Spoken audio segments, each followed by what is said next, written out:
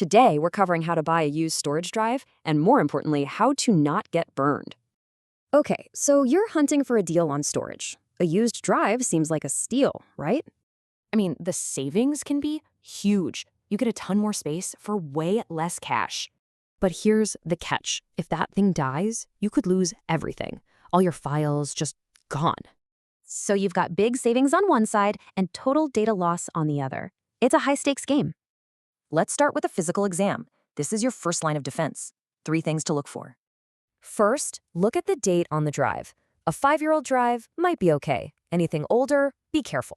Now, check for weird stickers, especially red or yellow ones. That's a huge red flag for a refurbished drive. And, of course, look for damage. Lots of scratches mean it's been beat up, and that's not good.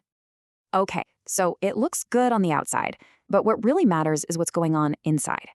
You'll need some software for this. Hard Disk Sentinel is the best, hands down. Insist on it. Now, for old-school hard drives or HDDs, there's really only one number you need to care about. It needs to be 100% health and performance. Seriously, not 99%, it's a total deal breaker. Why so strict? Because HDD health doesn't just decline, it falls off a cliff. Suddenly, it's just dead. And this is where things get really different between HDDs and SSDs. The rules totally change. So for SSDs, that health percentage isn't the whole story. A drive with 80% health could be great.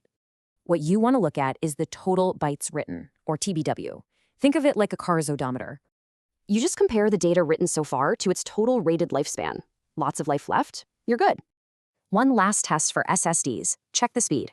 You'll want to use a tool like Crystal Diskmark for this. If the speed is way, way lower than what the manufacturer claims, yeah, walk away. That drive is dying. Okay, the drive checks out, you're ready to buy. But wait, 2 last things to protect yourself. If they promise a warranty, that's great, but get it in writing. A verbal promise means nothing.